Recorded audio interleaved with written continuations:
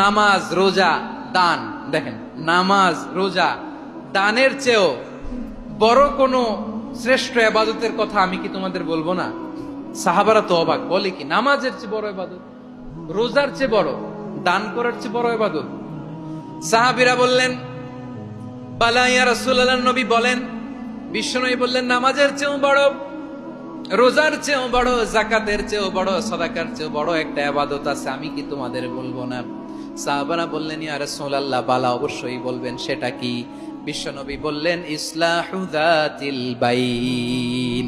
দুইজন যখন ঝগড়া লেগেছে, তোমার দুই ভাই যখন ঝগড়া লেগেছে, এই দুইজনের মধ্যে বিরোধ মিটিয়ে মীমাংসা করে দেয়া হচ্ছে সবচাইতে সেরা কাজ। দুইজন ঝগড়া লাগছে, ইসলাহু যাতিল বাইন, দুইজনের মধ্যে মিলিয়ে দেয়া, এটা নামাজ, রোজা, সাদাকার চেয়ে বেশি সওয়াব।